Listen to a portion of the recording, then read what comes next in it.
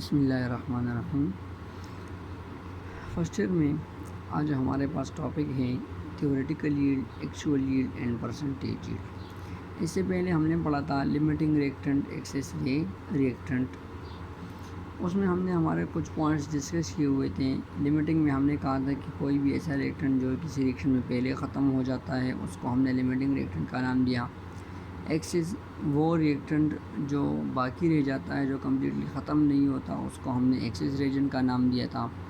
फिर उसमें हमने एक चीज़ ये डिस्कस की थी जो कि इम्पोर्टेंट है, जो कि इसके साथ भी रिलेटेड है, कि आपके पास जो अमाउंट ऑफ प्रोडक्ट है वो डिपेंड करती है लिमिटिंग रिएक्टेंट पे।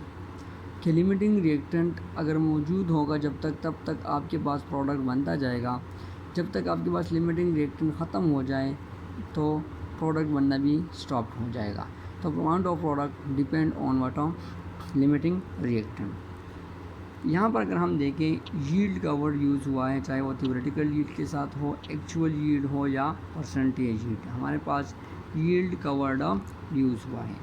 अब यील्ड कैसे कहते हैं? तो यील्ड का मतलब होता है प्रोडक्शन, किसी चीज़ की प्रोडक्शन या प्रोड्यूस की हुई amount is called what of yield. It means कि अगर हम किसी केमिकल रिएक्शन को देखें तो उसमें हमारे पास किस चीज़ की प्रोडक्शन होती है, उसमें हमारे पास प्रोडक्ट की फॉर्मेशन होती है, एक प्रोडक्ट प्रोड्यूस होता है। इट मीन्स कि अगर आपके पास ये जो थ्योरेटिकल यील्ड की वैल्यू है, आपके पास ये जो एक्चुअल यील्ड की वैल्यू है, ये सब हम कहते हैं कि आपके पास रिलेटेड है किस चीज़ के साथ? प्रोडक्ट के साथ, अमाउंट ऑफ प्रोडक्ट के साथ। ये सब हमारे पास क्या होगी? रिलेटेड होगी। अब आते हैं अपने टॉपिक की तरफ।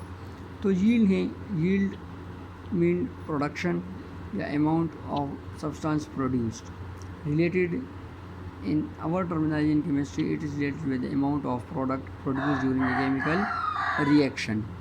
अब हमारे पास क्या है? Theoretical yield. अब थ्योरेटिकल यील्ड क्या होगा?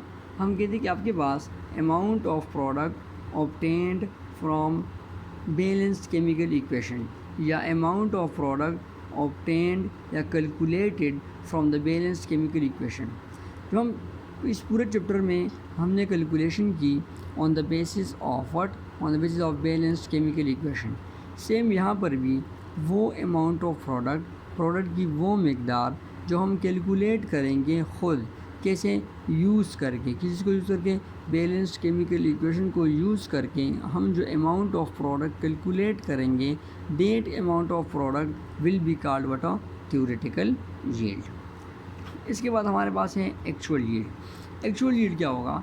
Amount of product obtained experimentally.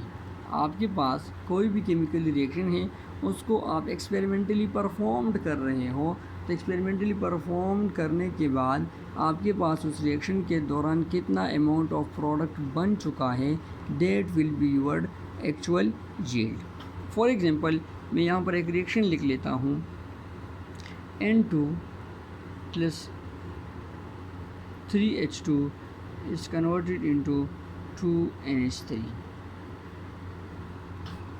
अब अगर हम देखें तो हम इस रिएक्शन के बेसिस पर कह सकते हैं कि 1 mole of N2 react with 3 moles of hydrogen H2 to forms 2 moles of NH3।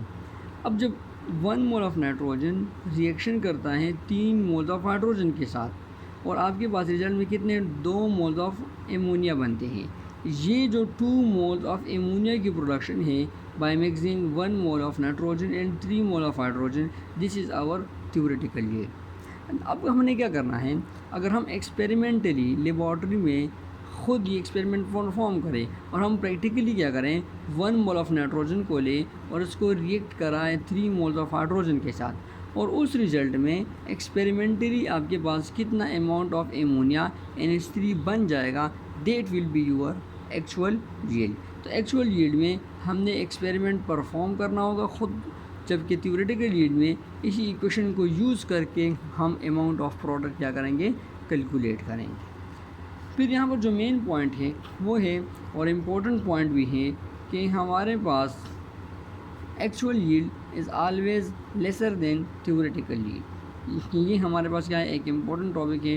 Short question में भी आता है कि why actual yield is always lesser than theoretical yield, या why theoretical yield is greater than actual yield. तो ये हमारे पास क्या है, एक इम्पॉर्टेंट पॉइंट है कि actual yield is always lesser than the theoretical yield, the theoretical yield will be always greater than actual yield. अब ये जो सेंटेंस, इसका मतलब क्या हुआ कि आपके पास जो प्रोडक्ट की वैल्यू होगी, अमाउंट होगी जिसको आपने एक्सपेरिमेंटली कैलकुलेट किया, वो अमाउंट ऑफ प्रोडक्ट हमेशा उस अमाउंट ऑफ प्रोडक्ट से कम आएगी जो हमने थ्योरेटिकली बैलेंस्ड केमिकल इक्वेशन को यूज़ करके कैलकुलेट किया है। तो इसको हम कहते हैं कि एक्चुअल यील्ड की value, experimentally produced value of product will be lesser than the amount of product obtained या calculated on the basis of balanced chemical equation. अब इसकी रीज़न क्या हो सकती है कि हम कहते हैं कि आपके पास एक्चुअल यील्ड थ्योरेटिकल यील्ड से क्या होगा, कम होगा। उसके रीज़न, तो उसकी रीज़न 3 बेसिक रीज़न हैं जिसकी वजह से हम कहते हैं कि एक्चुअल यील्ड थ्योरेटिकल यील्ड से कम होगा। अब इन 3 रीजन्स में हमारे पास जो फर्स्ट रीज़न है दैट इज़ मैकेनिकल लॉस, या इसको हम ह्यूमन एरर भी कह सकते हैं। मैकेनिकल लॉस या ह्यूमन एरर। अब मैं वही ऊपर वाले रिएक्शन को ले लेता हूँ। For example N2 plus 3H2 converted into 2NH3। Same उसी तरह थ्योरेटिकल यील्ड क्या होगा कि हम अमाउंट ऑफ प्रोडक्ट इसी इक्वेशन के बेसिस पर क्या करें, कैलकुलेट करें। अब हमने एक्चुअल यील्ड में क्या करना है, हमने एक बीकर लिया, इसमें N2 ले लिया, प्लस हमने दूसरा बीकर लिया और इसमें हमने H2 ले लिया। हमने इन दोनों को कंबाइन करके यहाँ पर बना लिया है क्या चीज़,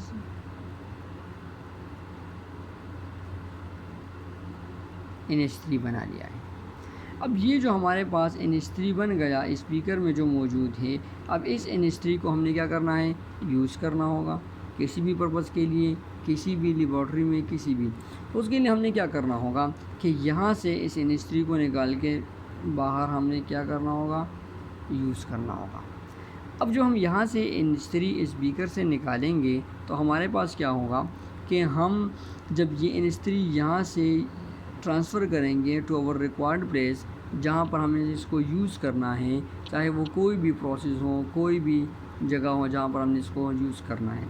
तो अब हमारे पास 2 चीज़ें, एक यहाँ से यहाँ ट्रांसफ़र करते वक्त दरमियान में ये जो रास्ता है, ये जो पाथ है, यहाँ पर हो सकता है कि हमारा कुछ प्रोडक्ट क्या हो जाए, गिर जाए।